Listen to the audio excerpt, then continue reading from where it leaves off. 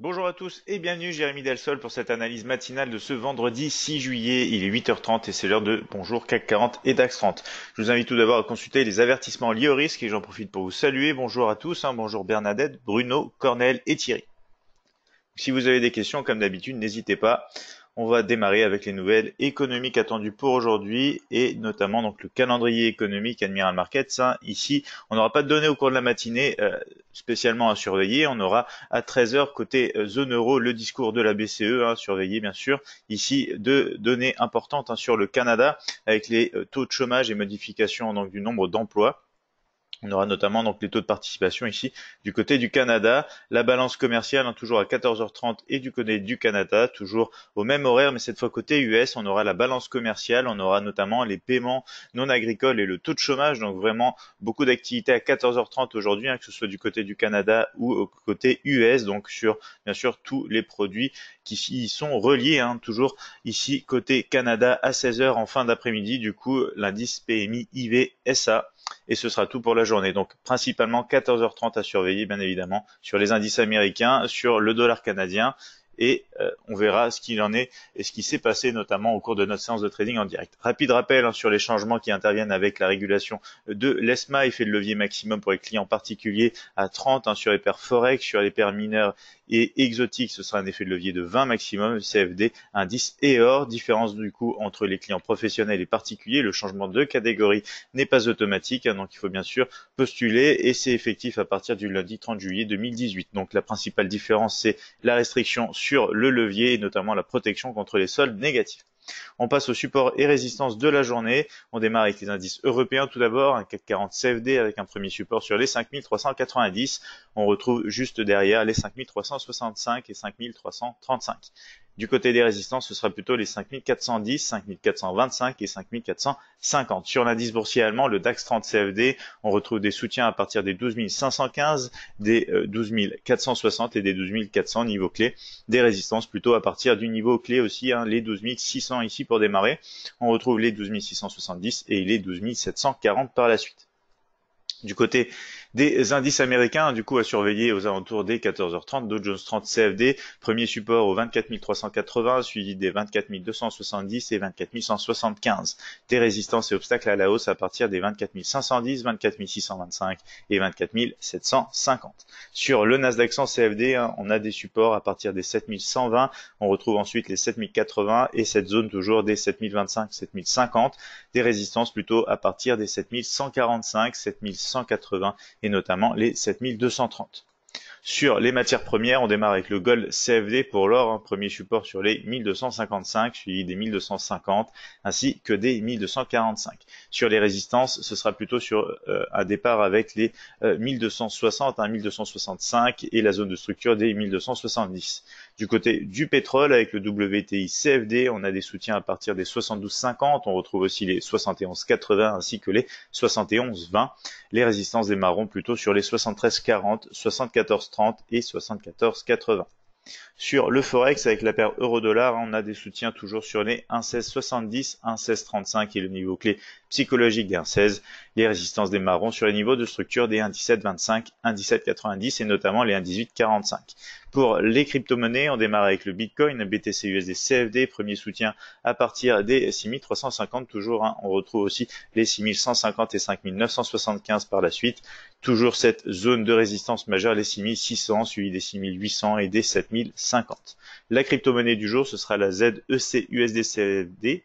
Ici, le Zcash, crypto-monnaie. Support à partir des 165, 160 et 150. On a des résistances plutôt du côté des 175. On a la zone aussi des 185, 190 qu'on va retrouver bien sûr sur les graphiques et notamment la résistance des 200. Donc on passe à l'analyse graphique MT5 immédiatement.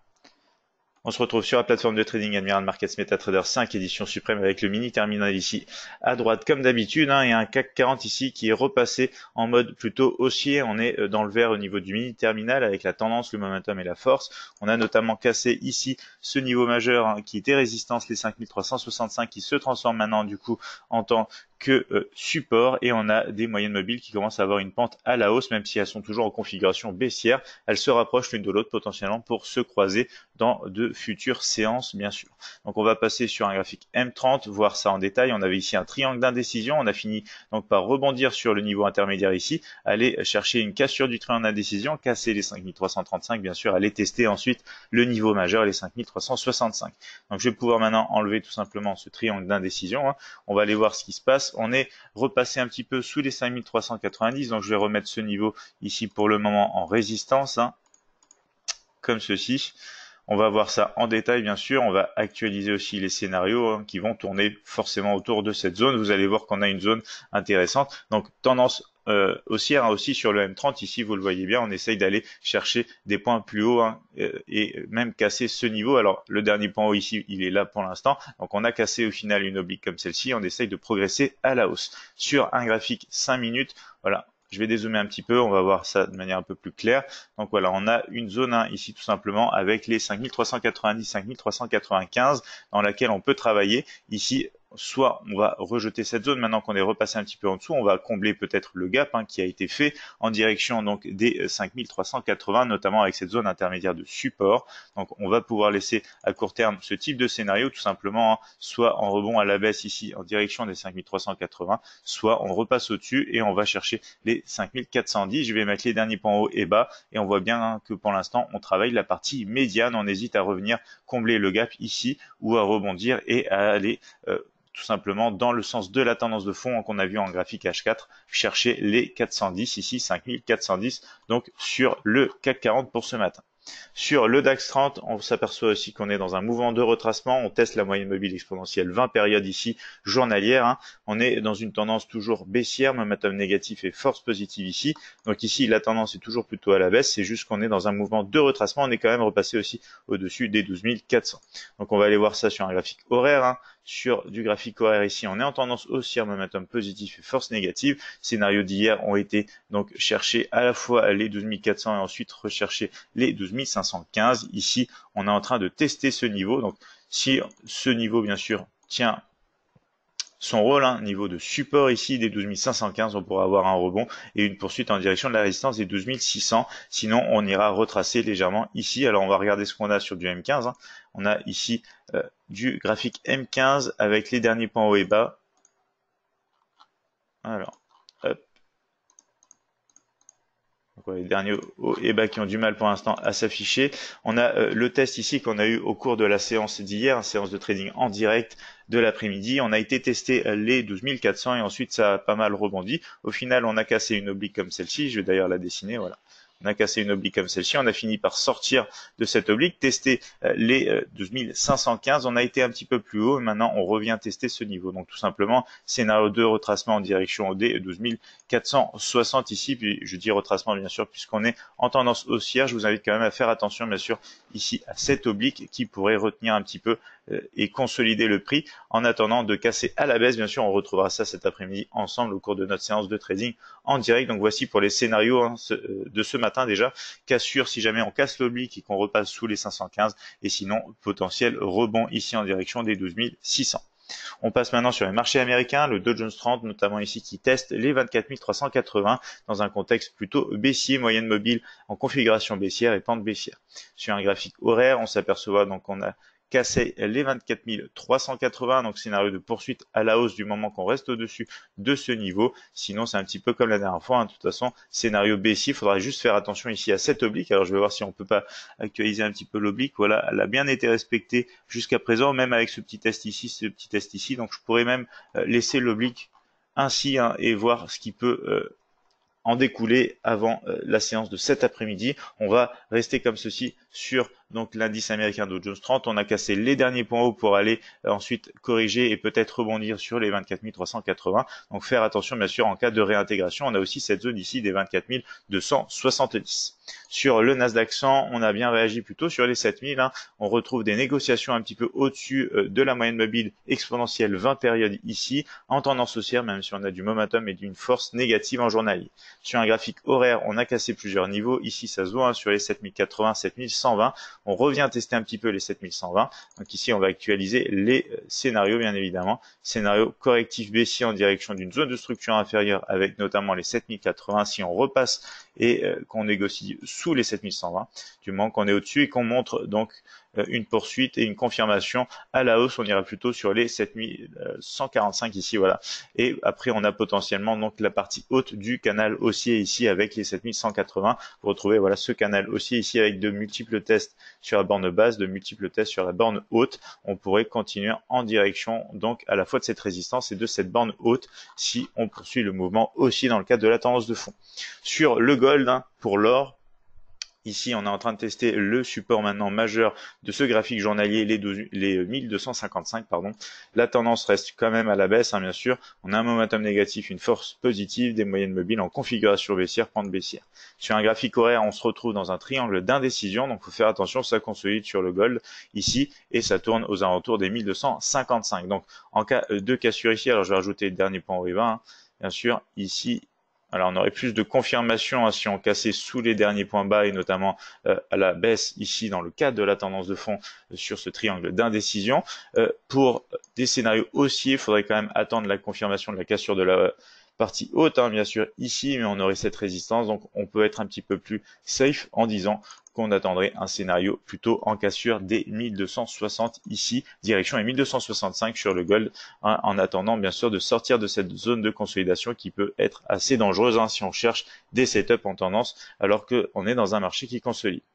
Sur le WTI, ici CFD, on vient tester les 72,50 dans un mouvement de retracement alors que le marché est en forte tendance haussière. On est dans le vert sur le mini terminal, hein, tendance, momentum et force positive. Des moyennes mobiles aussi qui confirment donc cette tendance. Sur un graphique horaire, on est sorti hier du triangle d'indécision. On est venu tester rapidement ce niveau, les 74,80. On est repassé rapidement sous les 74,30 et maintenant on a même cassé hein, les 73,40. Donc on a ici un test très léger. On s'est approché en fait des 72,50. On est sous la résistance des 73,40. Donc on va tout simplement avoir ce type de scénario, bien sûr à surveiller aussi la partie centrale du triangle d'indécision, mais sinon on peut avoir un rejet ici et un trading en range un petit peu entre la résistance des 73,40 et le support des 72,50. Je vais pouvoir maintenant enlever voilà ce triangle d'indécision. Je vais rajouter les points hauts et bas et vous le voyez, ça caractérise bien la consolidation qu'on peut avoir en début ici de séance dans la zone tout simplement des 73,40 et des 72,50 ici.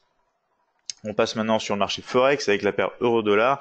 On est en train de sortir donc de cette oblique hein, par le haut et d'intégrer de plus en plus le nuage des moyennes mobiles ici journalières. Donc tendance et les pressions qui sont toujours à la baisse, un momentum positif, force négative. Néanmoins, on n'arrive pas à générer des points bas de plus en plus bas. On continue un petit peu de consolider même si on commence à sortir un petit peu par le haut ici des points les plus récents, les derniers points hauts. Donc ici sur un graphique horaire, ce qu'on a, c'est toujours donc la cassure hein, de cette oblique. Hein. On a eu un retest ici, alors on va rezoomer un petit peu, voilà, on a eu un test ici dans le nuage des moyennes mobiles et notamment sur le support maintenant des 1,1670. Réaction donc par le haut, si je mets les derniers points bas et haut, on a donc cassé. Donc ici, hier, c'était bien un retracement hein, à l'approche donc de la résistance et ensuite, une fois qu'on a atteint ce niveau, c'était plutôt un rebond bien sûr attendu sur le support. Donc le rebond qui est en train de se faire en direction tout simplement ici de la zone supérieure, les 1,1725. Donc si jamais on recasse ce niveau de support, ce sera un retracement en direction des 1,1635. Si on casse bien sûr ici ensuite cette résistance et qu'on consolide peut-être un petit peu, on aura poursuite du mouvement possible en direction des 1,1790 sur l'euro-dollar. Je vous le rappelle qu'on retrouve bien sûr cet après-midi. On passe maintenant au marché crypto-monnaie, BTC USD CFD hein, qui rejette encore les 6600. On est sur le point peut-être de sortir par le bas de la moyenne mobile exponentielle 20 périodes. Tendance de fond toujours à la baisse, momentum et force positive. Il faut juste faire attention bien sûr aussi à cette zone, hein, parce qu'on a marqué ici un sommet en fait plus bas tout simplement et du coup on l'a cassé pour revenir tester. Donc maintenant ici c'est un pullback un petit peu plus complexe, on va voir si on peut avoir de la poursuite ou pas, notamment avec des indices sur un graphique plus petit. Ici on va déjà passer sur le graphique voilà H4, on est en train donc de réagir sur les 6600, on repart plutôt à la baisse, on n'a pas encore fait de points plus bas hein, donc pour l'instant sur ce graphique H4 on est plutôt aussi avec un sommet ici plus haut que le sommet précédent, un point bas ici plus haut que le point bas précédent. Donc faut surveiller ça bien évidemment. On va passer sur un graphique horaire, on va s'apercevoir du coup qu'on était aussi dans un canal plutôt haussier. On a cassé ce canal par le bas, on va rajouter les derniers points haut et bas et on va voir ce qu'il en est. Pour l'instant, on essaye de casser par le bas en direction, notamment voilà ici, du support intermédiaire des 6350. Donc déjà à surveiller ce type de mouvement potentiel en direction d'un support intermédiaire. Ici, voilà, je vais réajuster. Au final, on n'a pas réussi à concrétiser une cassure au-dessus de l'oblique et notamment des 6600 et du coup on a eu un rejet pour l'instant plutôt pour un mouvement en direction des 6350 à surveiller, même si vous l'avez vu en graphique H4 on n'a pas encore cassé notamment ici les derniers points bas, donc soyez vigilants jusqu'au 6350. En dessous on pourra avoir un peu plus donc de confirmation. Ici on a déjà un graphique horaire baissier, momentum négatif et force négative aussi. Sur la crypto-monnaie du jour, le ZEC USDCFD, le Zcash, on a toujours eu une tendance de fond plutôt à la baisse aussi. On a un momentum, une force positive des moyennes mobiles qui nous indique la baisse et des négociations sous les 175. En graphique ici, H4, on va tout simplement voilà, avoir un rejet pour l'instant des 175. Après ici, un test en tant que support. Maintenant ici, on a eu un test en tant que résistance. Donc pour l'instant, on va tout simplement voilà, actualiser un peu les scénarios. On va passer en graphique horaire. En graphique horaire, donc on voit qu'en début de semaine, on a eu la cassure ici d'un canal baissier pour aller chercher des négociations un peu plus haut.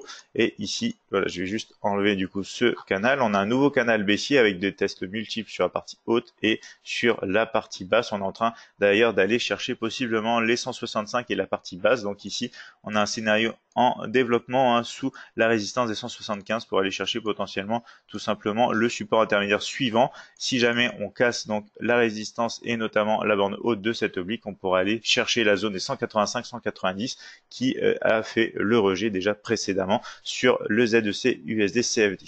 Donc on va passer rapidement maintenant sur les crypto-monnaies abordées cette semaine. Ici le Dash DSH-USD qui vient donc compléter le scénario de baisse en sortie du triangle d'indécision avec le test pour l'instant des 235. Donc si on complète ce test, on peut ensuite aller plus bas en direction des 215. Scénario haussier uniquement ici, un petit peu plus risqué en range maintenant, puisqu'on pourrait rebondir un petit peu comme ceci, travailler la zone avant de casser en haut ou de casser en bas.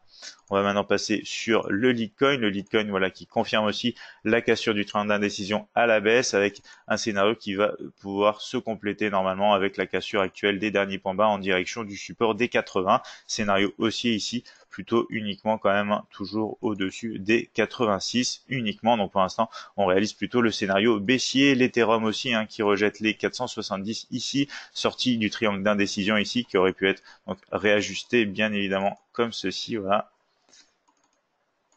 Et du coup, un scénario qui est en train de se compléter avec la cassure des derniers points bas en direction des 440, pardon.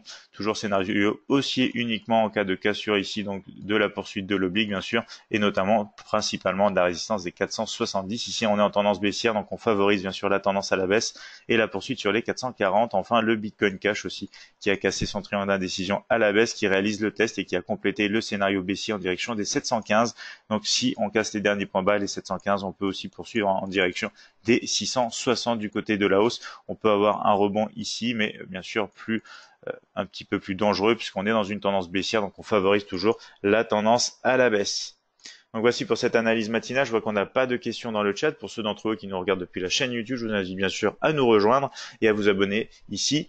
Vous avez aussi de plus en plus d'informations disponibles sur notre site internet admiralmarkets.fr. Bruno qui nous dit merci Jérémy, bonne journée. Bernadette qui nous dit aussi merci, bon trade et excellent week-end à vous.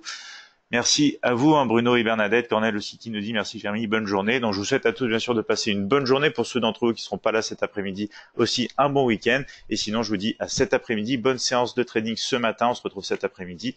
À tout à l'heure.